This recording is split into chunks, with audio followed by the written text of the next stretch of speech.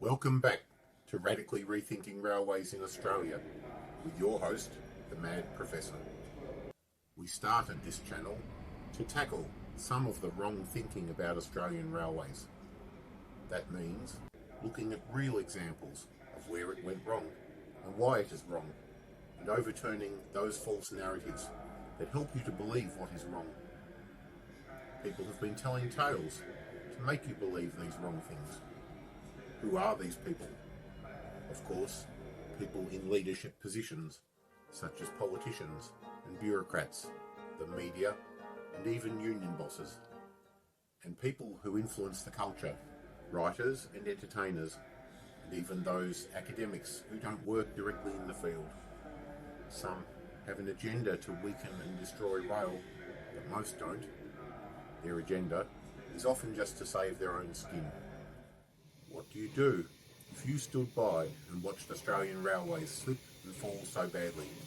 You make up tales of why it was unavoidable and why you could do nothing. It was done by impersonal forces, or things that would stop rail ever being a success from the start. Which sounds odd and illogical. If Australia had those forces and things that would stop it from being a success, how did it go from no railways at all in 1850 to many tens of thousands of kilometres of rail? We are going to look at two silly ones today: population and this odd word, density. Let us remind ourselves before we do that it isn't really about our leaders being forced to do this or that by population or density. It is a choice, a political choice. Australia has 26 million people at last count, smaller than many countries. In fact, it ranks 55 in size of population. Most of those people are found in the top 5 cities, all on the coast. Before we go any further, we've started looking at things that are harder to measure. Counting the number of people within national frontiers is not going to be hard to do. But agreeing on how to count city populations is hard. It is done differently by other countries, and people mean different things. The political borders, the edge of town settlements, the economic role of cities, suburbs and towns, and how far that economic role extends into the countryside. And of course, the role of transport, including rail, in uniting distinct settlements into one city. Australia tends to be very extensive in its names, counting a business district, residential districts, and even towns whose built forms are not joined up with the main urban area into one city. In the USA, they might recognise a metropolitan area as the largest urban name, because the political and legal role of cities and towns is stronger here. In Europe, they may give primacy to the historic nature of cities and towns, calling places as separate towns or cities, even when their urban form has long since merged together. So in the USA, they have to refer to the San Francisco Bay Area rather than just San Francisco, because Oakland, San Jose, and many other cities in that area all have their own strong political reality. But it is one urban area. In Europe, you might see a city like Frankfurt talked about as if it was different from nearby cities like Wiesbaden. And in Japan, you might see people label Kyoto, Osaka, and Nara as different cities. But here again, they are one urban area. But in Australia, we get the opposite. Places that could have been distinct, like Parramatta or even Geelong, getting rolled into the nearest big city. And Australia also has this thing, which is not so common in younger countries, that the largest economic city is also the political and legal capital city, and that also drives people to roll all the population into one. These smaller cities, like Geelong or Parramatta, are not seen as having any purpose in the political or legal system, so their independence is downplayed and ignored. 2/3 of Australia's population live in the 5 largest cities. 85% of Australians live within 50 kilometres of the coast, and most of those who don't live in Canberra. The smallest of the cities is Adelaide, at just over 1 million, and the largest are Sydney and Melbourne, each with 5 million. By international standards, that makes them large cities. Far from the largest, of course, but large enough. Anyone who would claim we don't have a large enough urban population for urban rail transport is of course kidding themselves. We are far from the worst performers. That would be the USA and parts of Africa and Asia, where population is not served by good rail transport.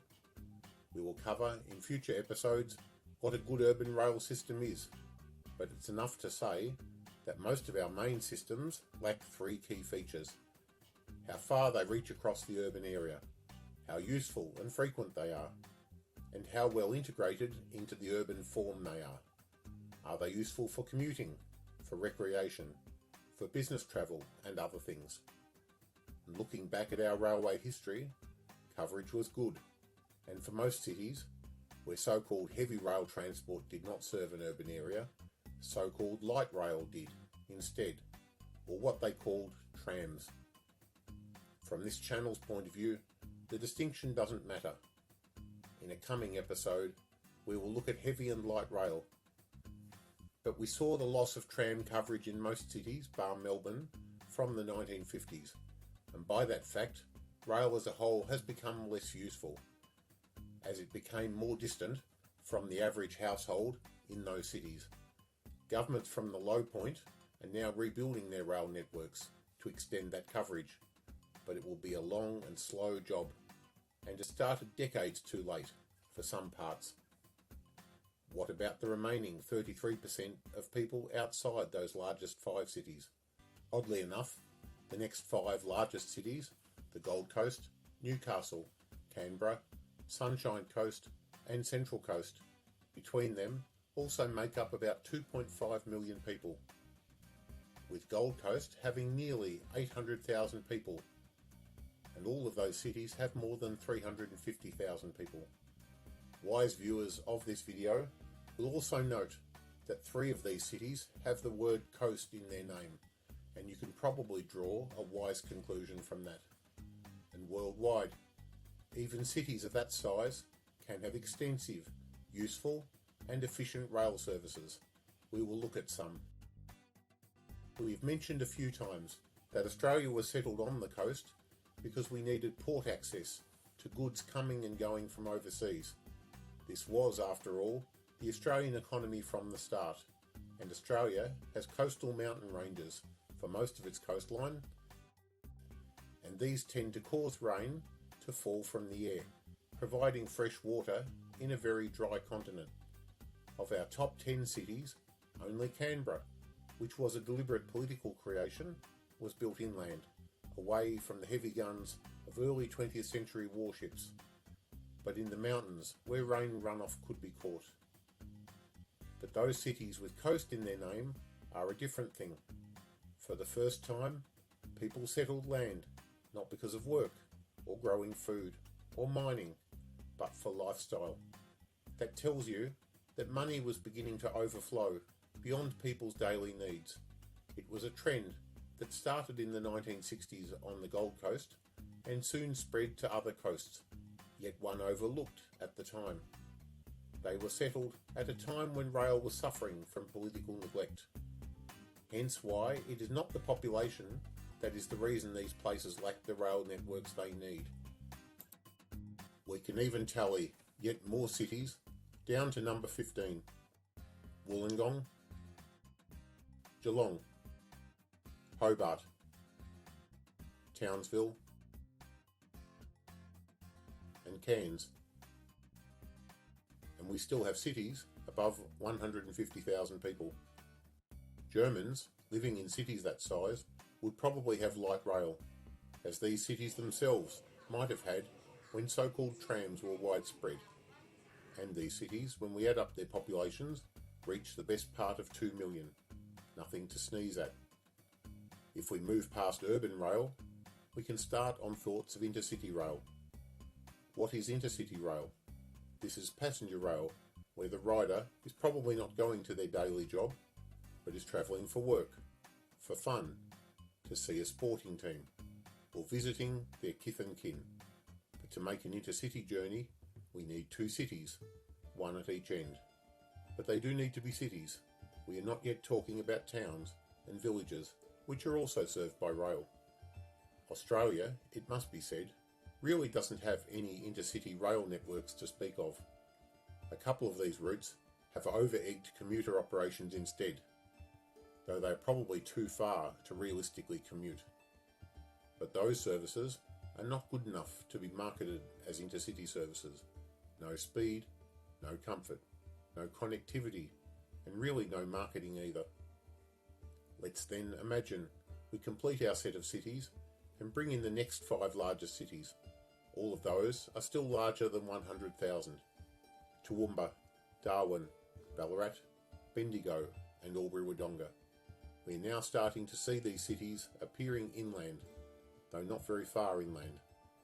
All are still near enough to those coastal ranges that bring them rain. If we plot them on our map, we can see that all but a few are clustered in reasonable distance from each other. Perth, Darwin and Hobart can only realistically reach the others by air, but we otherwise have a fairly robust belt of cities from Adelaide in the west, Geelong in the south, through Melbourne and Albury-Wodonga to Canberra, Wollongong, Sydney, Central Coast, Newcastle, the Gold Coast, Brisbane and the Sunshine Coast, and some distance away, Townsville and Cairns, who are not far from each other. The belt from Adelaide to the Sunshine Coast is just over 2,000 kilometres long by road, but adding the populations just of our listed cities adds up to around 17 million people, and we didn't even include yet more populations listed on that belt, places like Port Macquarie or Coffs Harbour, and some places just off the straightest route that belt could take, such as Wagga, Shepparton or Shoalhaven. The point can easily be made. Even a network that only serves towns above 100,000 people, our top 20 cities, could be done with a simple linear route, about 2,000 kilometres long, roughly the same as the entire Darwin Railway, that was built in 2 stages since 1980. And we are now building the inland rail route, substantially new. So it is certainly possible to build a new modern long-distance railway line. The problem to this point is not that we can't build a new line. If we needed to do it, because we didn't have one already, we definitely should build it. The problem is not that we don't have railway lines on most of these routes, but we do, and they're not good enough. But some people think they must be good enough, and therefore don't need to replace them. A future episode will look at the true conundrum of high-speed rail in this country. In the last episode, we looked at Morocco, a country with small population and even less money than us, who now have high-speed rail. And why? Nobody asked whether Morocco's population was big enough, only whether there were enough people to use it at the cities en route. Casablanca, the capital Rabat, and Tangier. And that's the only metric that really should matter. Not how many people there are, including people off the route, but how many would likely go on it and what you could charge them. We will wrap up raw population as one of the false narratives because we can see it is not logical to imagine it as a real thing. Australia's population was much lower when the existing network was built, and the labour force that did it was a relatively larger share of the total population, yet that is what they did.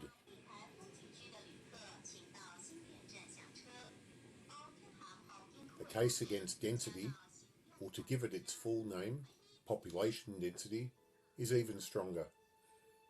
Density takes the population and divides it by a measure of geographic area. and the resulting number can be ranked, absorbed, or written on a piece of paper and thrown in the recycling. You can do with it what you like, and people do. It is the most ridiculous concept when applied analytically. Let's look at the most extreme measures of population density. The former jurisdiction called Hong Kong, now taken over by China, had a population of over 6 million in 1997. Its area is just over 1,100 square kilometres. In the raw, this alone produces a number of 5,800 people per square kilometre. Let's stop and imagine what a square kilometre is. It is a square, 1 kilometre by 1 kilometre, maybe the size of Sydney CBD.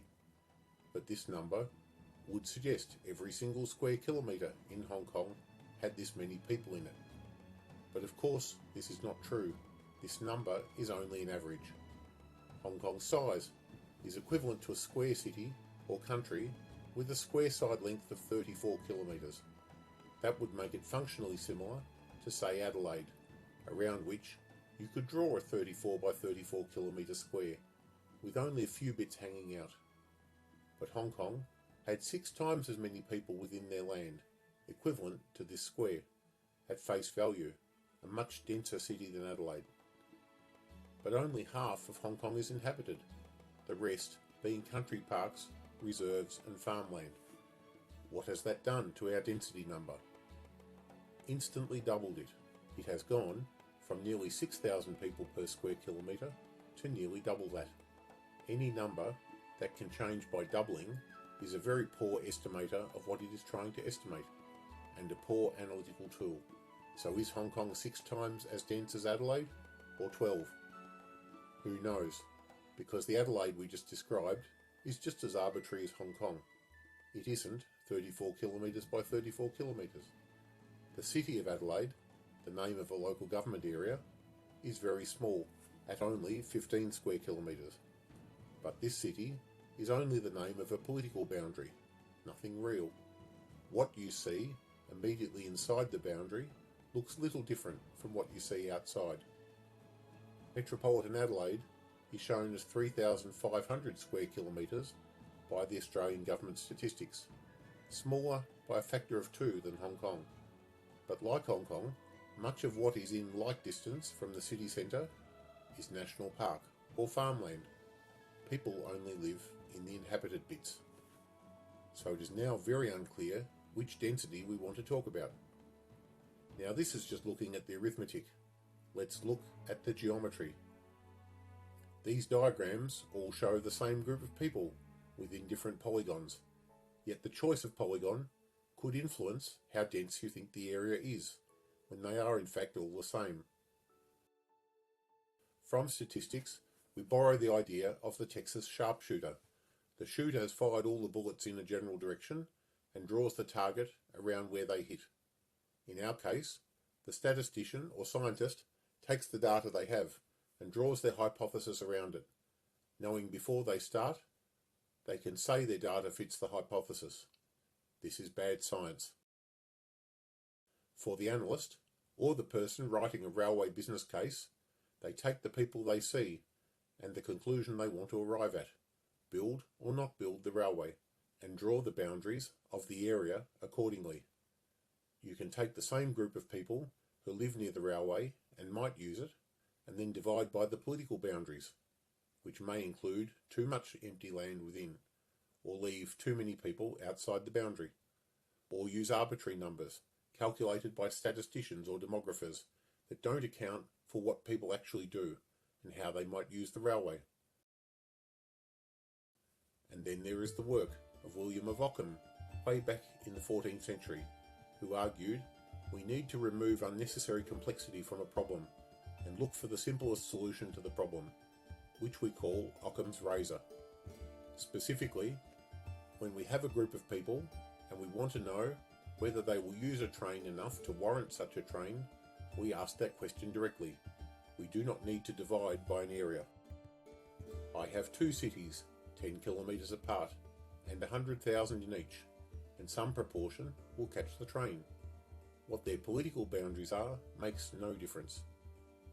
Now, area might be a reasonable crude measure of things like the number of people who will walk to a station, just by counting the number of people in an area, which in turn might be determined by a radius from that station.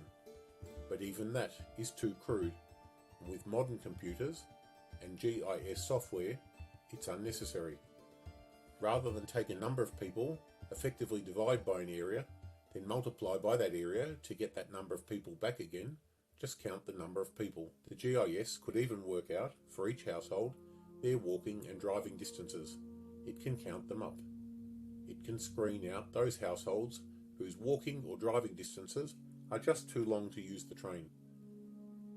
And there are so many confounding factors within an area. The late Paul Mees, who was a Melbourne transport advocate and academic, pointed out some of them. We can count people in households, but who? Houses in an inner suburb like Melbourne's Fitzroy might be half the size of those in outer Berwick, but the Berwick house might have twice as many people in it. Which people? The Fitzroy house might have a young couple or single resident. The Berwick house might have children. Who is going to use the train? The children? And it might depend on their ages and the purpose for the travel. But the density in both cases might be identical. Again, as Occam's razor would suggest, we have a lot of useful new information in our analysis. Actual counts of real people, their life stages, their actual need for rail transport, for work, school, and so on, all very important. But the density added nothing to the analysis. The other information we need to make real decisions like journey purpose, ages and sizes of households, we can obtain and use without messing up our analysis with this needless density idea. We will also cover Mees' description of the benefits of transport networks over single lines in a later episode. But for now, it is worth pointing out that even two railways that intersect to cover more area than a single railway will attract more than double the number of trips than the single line. The geometry and arithmetic of this we will cover in that episode. It is more to do with how railways work than the geographic characteristics of that area. Density is not always a useless measure for other disciplines, like geography or environmental science, but for transport it adds nothing, except to give a worthless argument to those who oppose rail. Let's take our thinking to the land of Sweden and use those numbers we used before. We are in the Gamla stan, or the old town of Stockholm, a lovely place you should visit on your own.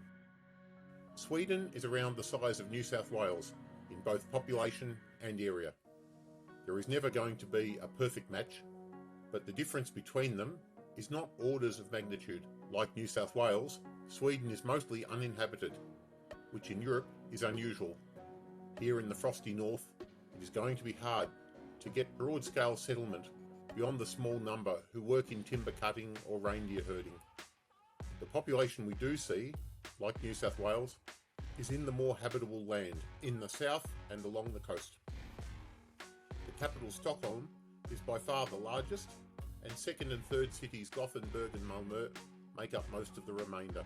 Like New South Wales, the Texas sharpshooter can draw a boundary for their idea of the density wherever they like.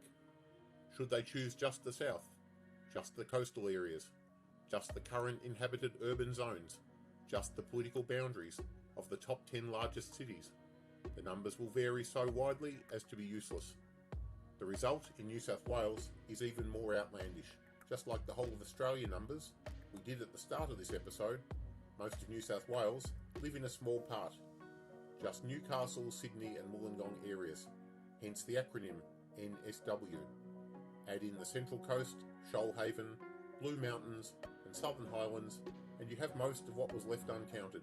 You could even add in all the seaside cities north of Newcastle and south of the Queensland border. That would increase the length of our proposed rail network substantially, as well as add several 100,000 new riders, but would still have an area that is only a tiny fraction of the total area of New South Wales, and produce a density number that would be much higher than the actual density of New South Wales. It is the same in Sweden. The only feasible area for the rail network runs from coastal Luleå, which is about the size of Coffs Harbour, down the coast through Sundsvall and onto the capital, where it then runs south to the Danish capital and west to Gothenburg, with a couple of branches. It would pick up the vast majority of Sweden's total population, but very little of its area. Including its full area would lower the density a lot, but not change the result. Yet lazy thinking would suggest Sweden would get more rail ridership than New South Wales. It's in Europe, they would say. They don't have cars. Their cities are dense. None of this is true. Cities like Stockholm and Gothenburg are well laid out, but neither is dense. You won't see the tall apartment buildings of Hong Kong. Sweden, in fact, had 2 car manufacturers, Saab and Volvo, for such a tiny country. Everyone has cars. The thing is, they don't need to use them all the time, as they also have good trains. As we said at the start, it's not about population or density, it's about choice. Political choice. Only a false narrative would lead you to think otherwise. In coming episodes, we will look at Sweden and what else, besides density, Sweden can teach us. We will also come back to some other interesting topics from this episode, like how urban rail networks in Australia today fail us and how they could be better. We will look at why rail declined in the 1950s and 60s, and the myths and lies and other false narratives people use to uphold their beliefs about this. Links to all the past episodes are found below. In our next episode, we will even journey to ancient China to help us understand the difference between trams and trains, and whether it really matters. See you then.